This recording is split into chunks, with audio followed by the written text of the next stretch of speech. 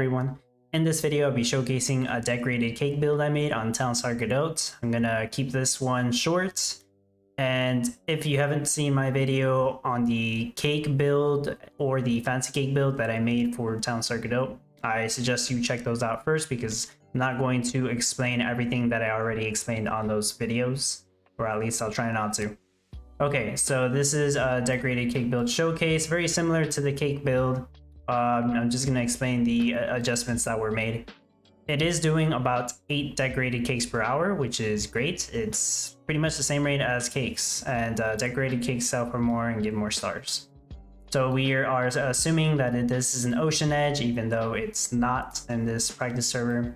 Just pretend it is. Pretend that it would give you the fastest craft timer on the salt fields. Pretend that you don't actually need these NFTs because you don't. So it would be a no NFT build if I didn't have those on there. These 2 salt fields aren't at the fastest craft timer, but they are still crafting some brine. So adjustments that were made, a couple adjustments here. This build does require a candy shop. I actually have 2 candy shops to make sure I craft enough candy canes. So yeah, you want the candy shops crafting candy canes. That would require peppermint, sugar, and energy. So it requires 5 energy, that's why I have them here. If you have this industrial setup, you have 2 spots with 5 passive energy like this. And I basically just moved the paved road to the side. So the paved road that was here, I moved it here. Paved road that was here, I moved it here. Since I had to move stuff around, I ended up having 2 oil pumps over here. And the lumber mill that normally was here, by the time you're finished with a full build, in some cases you don't even need the lumber mill anymore. So you would just get rid of it at the end and put down a road or a paved road.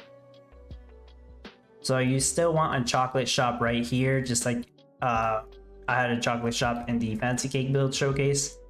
Only this time the chocolate shop's going to be crafting decorated cakes, so requires 1 cake, 1 chocolate bar, and 2 candy canes. The cakes, we're already crafting that. The candy canes come from here. The chocolate bars, on my fancy cake build showcase, I had the chocolate shops over here. I only needed the 1 chocolate shop this time for the chocolate bars, so I have that one right here.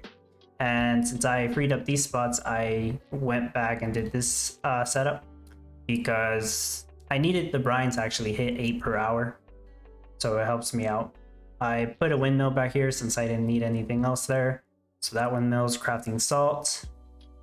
And let me explain the peppermint. So you also need the peppermint. So I had to put down 3 peppermint fields. I had to get rid of some of those beautiful decorations that were helping out my build so much. Not really, no, the decorations weren't doing anything.